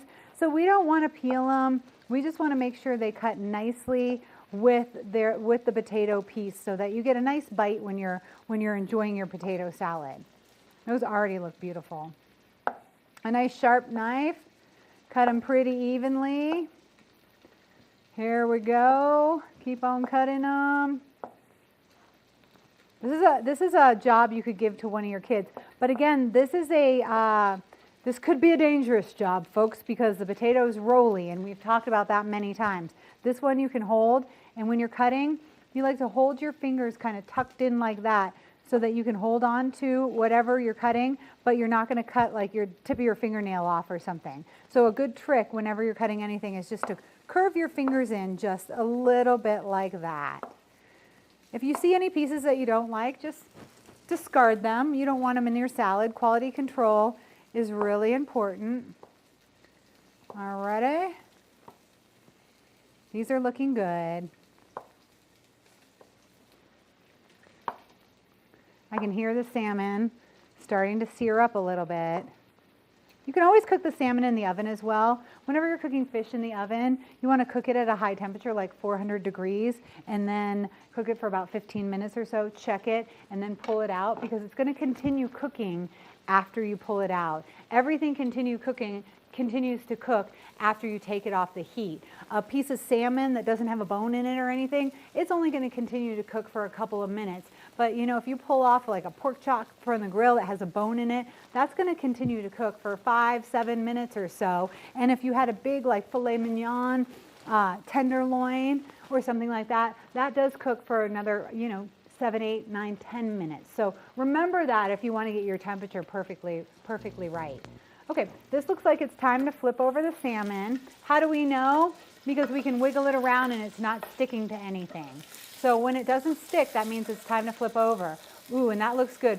We have a nice sear on the salmon, but I do want you to see this side right there. You see how raw that is right there? That means that's a big fat piece and it's going to take a little bit longer to cook. So what I'm going to do now is I'm going to turn the temperature down to low, and we're just going to kind of chill with that cooking, because we don't want to overcook the salmon, but we certainly don't want it too undercooked either. So we seared up one side. Now it's skin side down and it's on a lower temperature. So we're going to just let that cook slowly. And we'll go back to our potato salad. Now we have all of our potatoes cut nicely. And what we're going to do is make a dressing for the potato salad. I'm doing a creamy dressing for the salad. So again, we're going to use a mayonnaise and a sour cream split. And remember why we did that? It's just really nice to add those two flavors together, and it kind of helps so that the mayonnaise isn't too mayonnaise-y, if that's a technical term in the kitchen. So we're going to do equal parts of mayonnaise and sour cream. And we don't want too much. We don't want this to be an overly creamy dish, but we do want to give it a little bit of body. So we're going to put that right in there. I'm going to toss, and of course, like sour cream and potatoes, I mean, really, that's such a great combination. So we're just going to toss our potatoes in there now with a little bit of dressing. So if you like it more creamy and you want a little more dressing, by all means, you're the chef here. We are going to generously put some salt and pepper, and this has some celery seed in it, so some salt and pepper and celery seed onto our potatoes, and then we're just going to stir them around. So again, it's a creamy sauce, but we're not going to overdo it too much. You could really stop here if you've got like plain Jane eaters around, or you could add some more goodies. And that's what we're going to do right now. I feel like we need something fun in this salad, so I've decided to bring in some pepperoncinis and some mustard. Mustard is always really nice in these kind of salads with the mayonnaise mixture. It just kind of gives it a little bit of a bite. So we'll add a little bit of mustard. I can smell the mustard. I can smell the heat from it. So we're looking at having just a little bit of spice here in our salad. So we're going to take a couple pepperoncinis. I'm going to do 3 of them, 3 big ones, because they're all different sizes. And we're just going to slice those, again, in little rings. I want to get a little bit of a bite to them, so I'm going to keep them intact in those rings. And that's kind of like what we did when we cut up the potatoes. So once again, going back to when you're making something or when you're cooking something, you kind of want things the same size. Just like in the salads, when we cut up the cucumbers and the carrots and things like that, we want them all just about the same size. Let's make sure we separate these. And this has a nice vinegary taste as well, so that's going to add a good flavor. If you don't like a pepperoncini, just adding a little bit of white wine vinegar or apple cider vinegar to this will kind of give you that acidic taste that you need. All right, so we've got it all stirred up. Really easy, simple. When your ingredients are this fresh, when it's summertime and everything tastes so good, you really don't need to mix a lot of things in it. When I was first creating recipes, I would notice every time I was really messing up on a recipe, I'd be like, oh, add another thing to it, add another thing to it. And all of a sudden there were like 18 things in my dish and you couldn't really identify any nice flavors. And that's just because I was just trying to put a Band-Aid on something that didn't really need it. So if you have fresh, good ingredients, just go and highlight those ingredients. These potatoes are fresh. It's the season for them. The pepperoncinis are going to give it a little bit of a bite and a lot of acidic flavor, and that's going to be really, really nice. So we're going to pop this back into the refrigerator so it gets nice and cold. We're going to take a quick break and let our salmon finish cooking. It's starting to get nice and cooked up. I think it needs about 5 more minutes because you see, we don't want to overcook it. I don't want it all the way browned, but I do want that pink to be just a little bit less, kind of just a stripe down the middle. So we'll give that salmon 5 more minutes. We'll take a quick break. We'll cool off the potato salad. We'll learn about why this is so healthy. Good morning, Vail. Nap Harvest, your local marketplace for fresh, locally produced products. Our indoor farmers market is open 7 days a week, featuring locally grown organic produce, prepared meals, honey from our Nap Nectar hive, furniture, cutting boards, and much more. We source and sell locally grown and produced products from the Vail and Roaring Fork Valleys. Visit us at our new location in Eagle Ranch, 717 Sylvan Lake Road, next door to Color Coffee Roasters. Familia, estamos muy emocionados de por fin presentarles nuestro nuevo programa completamente en español, Conexión Latina, que se estrena este lunes 21 de agosto a partir de las 7 de la tarde. Por el momento, el programa se transmitirá los lunes, miércoles y viernes de 7 a 7 y media de la tarde, con una repetición de 7 y media a 8, así que no hay excusas para perdértelo. Te recuerdo que puedes sintonizar nuestra programación a través del canal 92 de Comcast, nuestra página web tva.com y nuestra página de Facebook TVA Conexión Latina. Acompáñanos en esta nueva aventura llena de información y entretenimiento local. No te lo pierdas.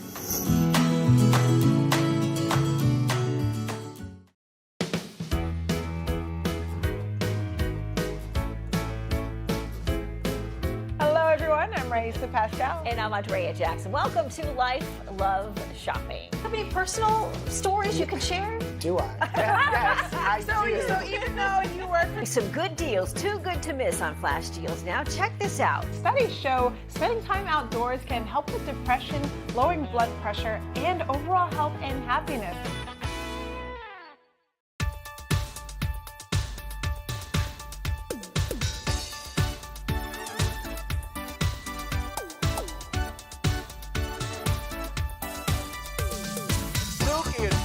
Show. We are feeling good today. Great show on the way. Absolutely. Welcome to our show. I'm Suki. I'm Scott. And we are feeling good today. You know why? Because we had a great show.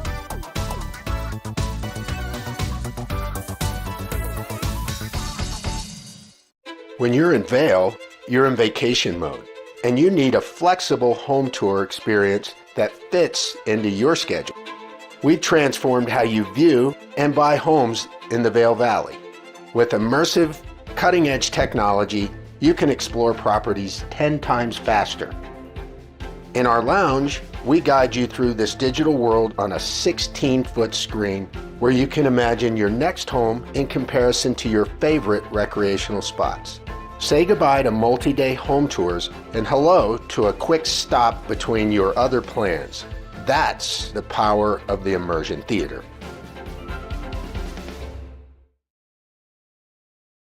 Good morning, Vail.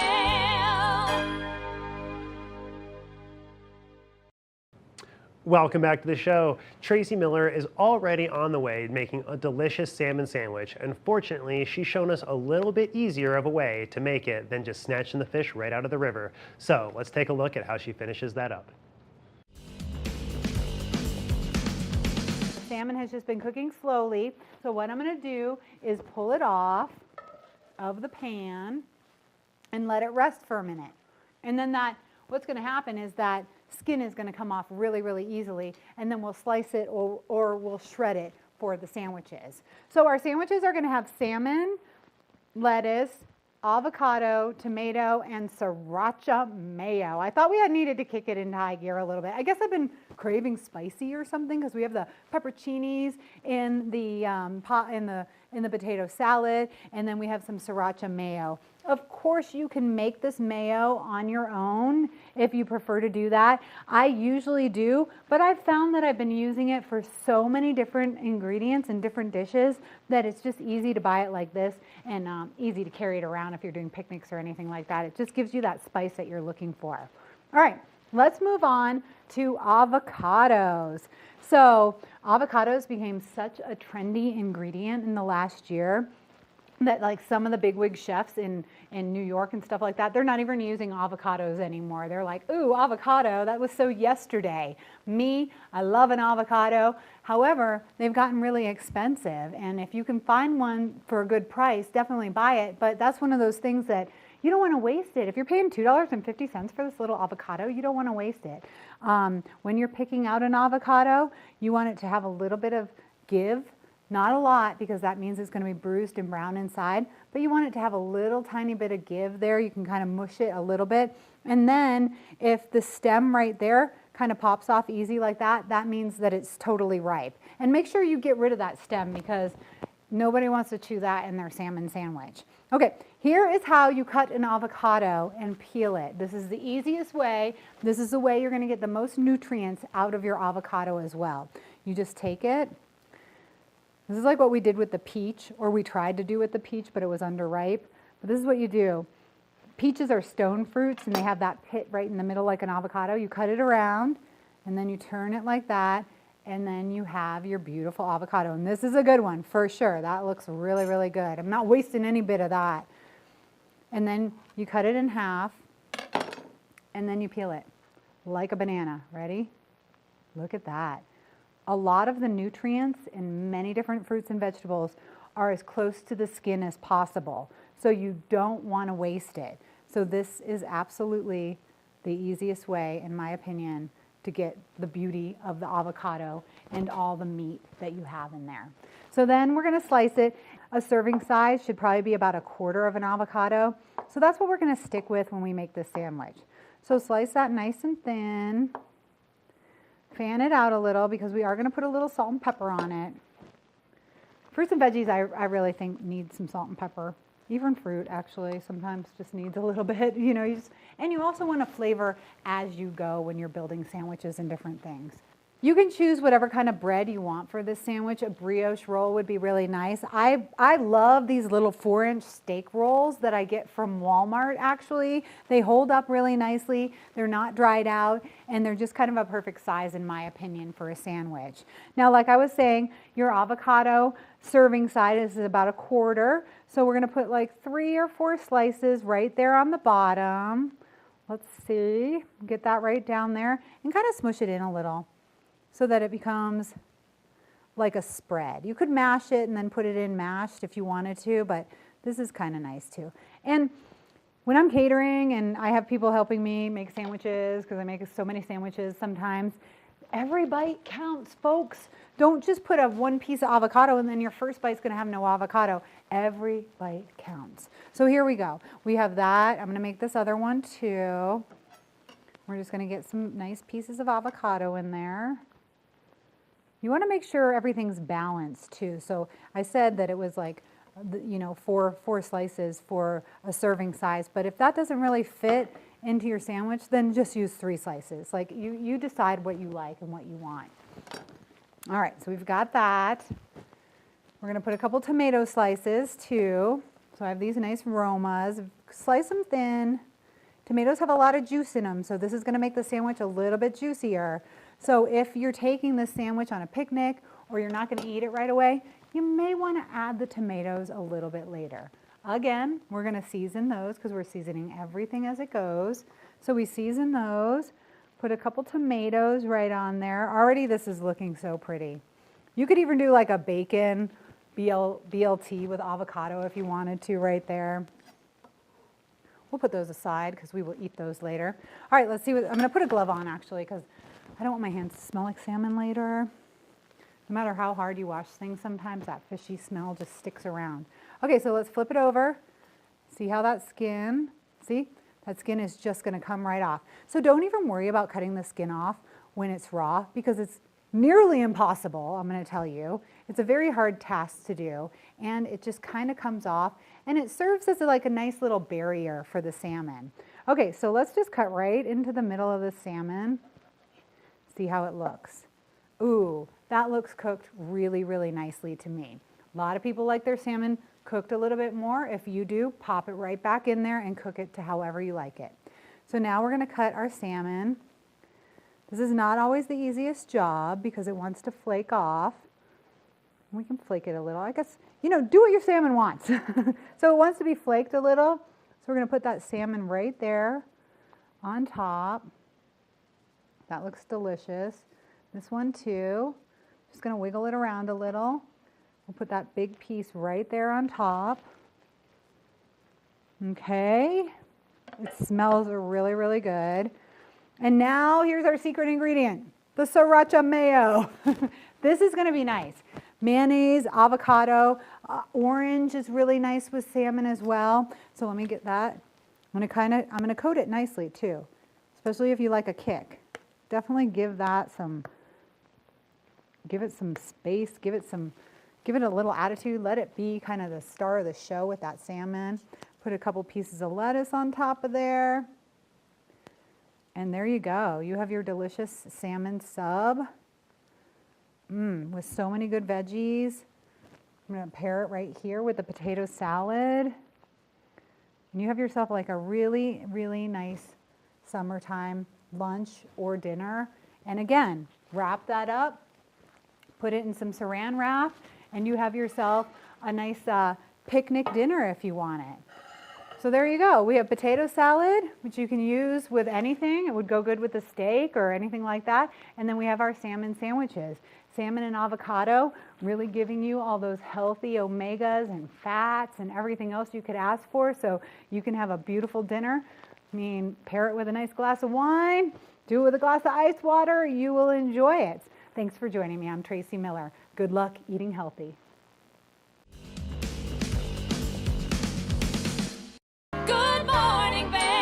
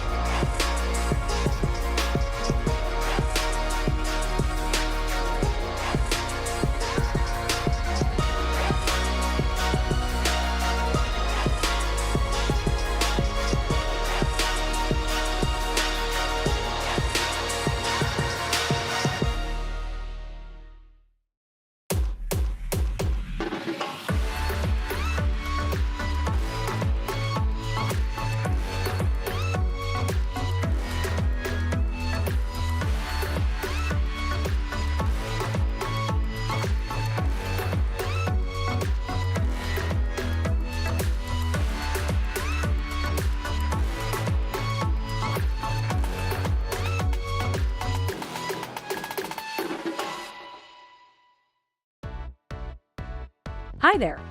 Are you ready to explore famous neighborhoods from New York City to Kentucky? Watch The Neighborhood with host Nicole Newman. Featuring famous people, unique history, and delicious places to eat and drink.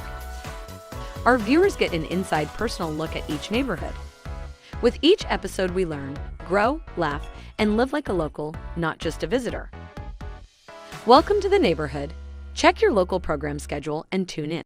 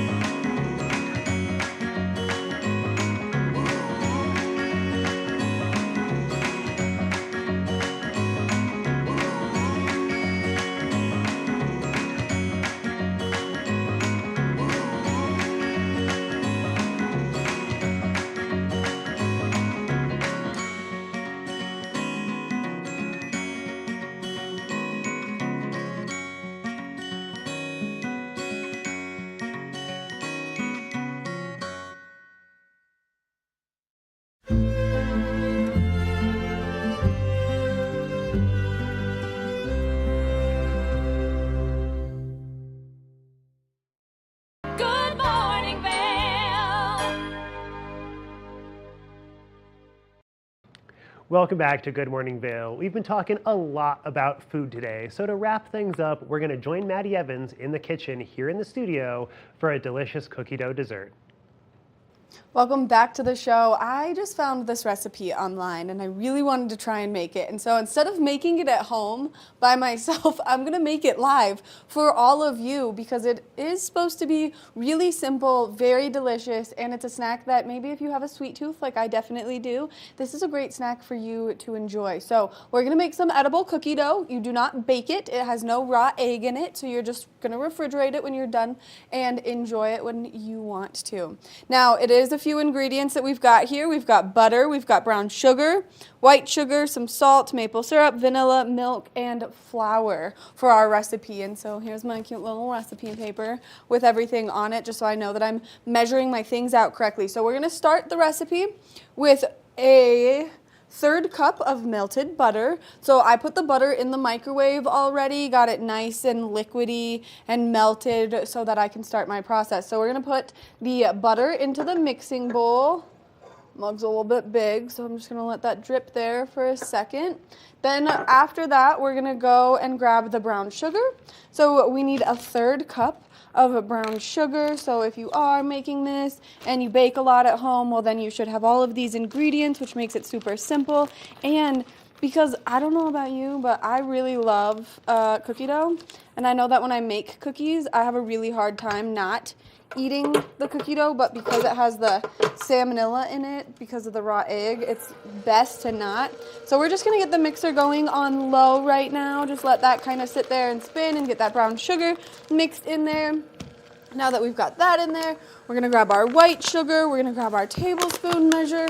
All you need is 2 tablespoons of white sugar, so we'll make those, measure those out really quickly, drop them in there. This is a great easy recipe too if you have kiddos at home that you can make with them, so we'll let that mix in there as well. Put our sugar back, then we're gonna need just a little pinch of some salt to just give it a little contradiction to all that sugar. So I'm just gonna mix that in there just a little bit. All right, and then after that, we're gonna get our maple syrup and our vanilla, and we actually are gonna use a 1/2 teaspoon for both of these. I'm gonna give it a little more speed because I've got some sugar stuck to the side right there, and this is gonna help get it off, maybe not. Grab my spoon, push everything into it. KitchenAid really saves my shoulder. Now, I hate mixing the flour in. I always think that that's the worst part, and so this KitchenAid really saves my shoulder and makes it so much easier. So we're gonna do a 1/2 teaspoon of vanilla. I'm gonna measure that one out. Now, with the syrup, just because it's so thick, I'm not gonna measure that out. I'm gonna just kind of eyeball that one. And I mean, you can never have too much maple syrup. All it's gonna do is, oh no, it might be stuck. Okay, we got it. It's just gonna make it a little bit sweeter, a little bit gooier, delicious, you know? So I'm just gonna put a little bit of that in there. Yep, that's perfect. It's all gonna mix together. Now, while we've got all of our kind of liquids mixing together, I'm gonna start to measure out my flour after I put in my tablespoon of milk. And I bought real milk because this was the smallest thing that I could find for milk, but normally I would use almond milk or oat milk for something like this just because I prefer the flavor of it. But you can mix whatever milk you want in there. So now we're just gonna let all of our liquids keep mixing together. And then we're gonna start to add some flour to it. Ugh. And we're gonna do 3/4 cup of flour. And you're supposed to use a sifter. Make sure you have no chunks in your flour. Unfortunately, I do not have my sifter here with me. So we're just gonna hopefully see how well this turns out. Now we're gonna put some flour in, let it mix a little bit. I'm gonna increase my speed, make it a little bit easier for the mixer to get its job done. We're just gonna let it keep going. This is really when the mixer comes in handy, is when you have to start mixing all of the flour in. I feel like it starts to get really hard on your shoulders, on your arms, and especially if you have a bad shoulder like me. So I like the mixer for this. I think it's wonderful. Now, it does look like it could use a little more liquid, so we're just gonna give it a little more speed. See if it gets it all nice and doughy. And then, of course, we're gonna add chocolate chips to it to make it like chocolate chip cookie dough. Yeah, we're gonna add just a little more something. I think we should do a little more maple syrup over milk, just because I think that that's gonna be a better texture. And I also think that it'll help it kind of bond together just a little bit more. So we're gonna let that mix for a little bit. Then it's gonna come into that regular cookie dough form that you would get if you were making regular cookie dough. And now I'm gonna grab my spoon, and just push it down a little bit so that the mixer gets all the stuff at the bottom too. Oh, it looks good. It looks like cookie dough. And then the best part is you get to add your own chocolate chips, and because, I mean, you're not actually baking these into cookies, you can measure the chocolate chips with your heart and soul instead of with a measuring cup, which is exactly what I'm gonna do. I'm just gonna let that sit for a little bit longer. It's not really, it's getting close, but it's just a little bit hard still, like it's crumbly, and so I want it to just bond a little bit more together. Let's see, we're gonna give it a little speed on this one. I love it. Now we're gonna add our chocolate chips in. This is the best part. It's a lot of chocolate chips. I might have just overdone that, but again, I was measuring with my heart, not with anything else. I'm gonna mix the chocolate chips in with hand, that way, by hand, that way I can just fold them in, and it'll be extra delicious. So I'm gonna get this guy off here first. Get all my yummy cookie dough off. I'm really excited, and everyone here at the TV station is really excited to try this because I've been talking about this recipe for a few days now, and finally we have the opportunity to make it. And so I hope it comes out as good as it said it was going to online. That way you can do this at home and you can make it, and then you can enjoy this edible cookie dough. Like I said, mine's a little bit on the crumbly side still, but you know, put a lot of chocolate chips in there. I use the mini chocolate chips. When I bake at home, I make a lot of muffins and stuff, and I really like the mini chocolate chips just because I think they're cute. Honestly, there's no other explanation for it than that. So it's that simple.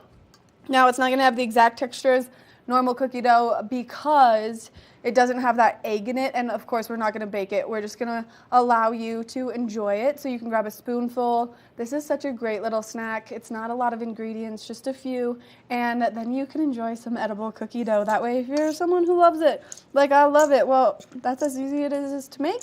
So make sure that you make this at home. I'll read the recipe one more time. All you need is a 1/3 cup melted butter, a 1/3 cup brown sugar, 2 tablespoons of white sugar, a pinch of salt, 1/2 teaspoon of maple syrup, 1/2 teaspoon of vanilla, 1 tablespoon of milk, and then 3/4 cup flour, and then of course the chocolate chips as your heart desires, your soul desires, how much you love chocolate. And then it's that simple. You can put it in a Tupperware, leave it in your fridge, have it as one of those like deserved snacks. Now we're going to take a short break. I'm going to eat some cookie dough and see how it is, and then we'll come back with more of the show, so stay tuned. Good morning, Vail.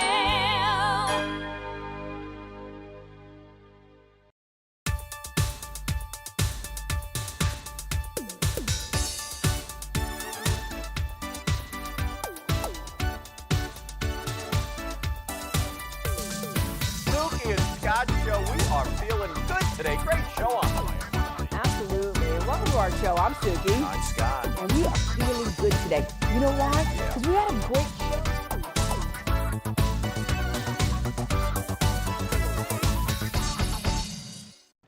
TV8 Vail is serving the community 24 hours a day, 7 days a week.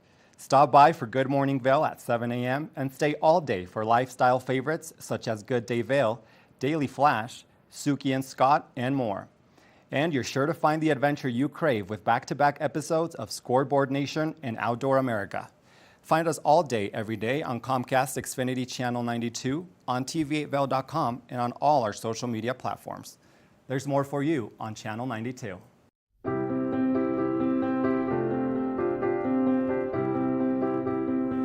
Hi, I'm Ben Belgrad, and I'm the owner of Drinking Vessels here at Bat Country Studios in Minturn. And I've been in the Valley for 7 years. I moved to the Valley because a friend helped me to get my vision off the ground, building my glass studio here, and being so close to snowboarding. So here at the studio, we're acting as a broker for 50 to 100 artists from around the country. We also offer glassblowing classes, and we bring many artists from around the country here to be able to work and create art collaboratively and be so close to skiing and all the activities we have here in the Valley. Here at Drinking Vessels, we specialize in handmade glass drinkware from artists around the country and around the world. Some of these are produced as more of an item you could get in sets and kind of get different color options as time goes on.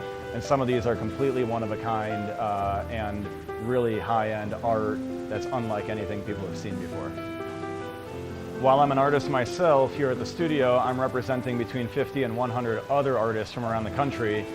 And most of these artists are able to spend most of their time working on their art while we help handle their marketing and their sales and the distribution and representation, allowing them more time to focus on their art. That's really my privilege in running this business, is creating that support and providing that platform for this big group of artists that are part of a movement that's very important to me.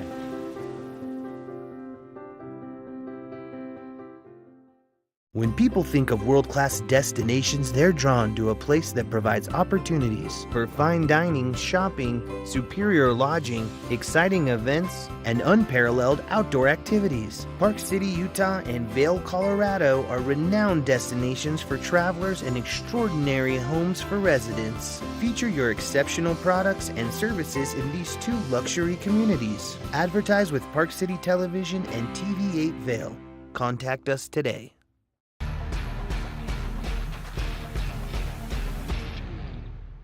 Do you love the outdoor lifestyle? Make sure you tune in every day at 8 p.m. to catch Scoreboard Nation. It's an outdoor lifestyle show dedicated to your 3 favorite mountain towns, Vail, Beaver Creek, Park City, and Reno, Tahoe. Join us for an incredible venture. Find us on TV8 Vail, Park City Television, or at thescoreboardnation.com. We can't wait to see you there.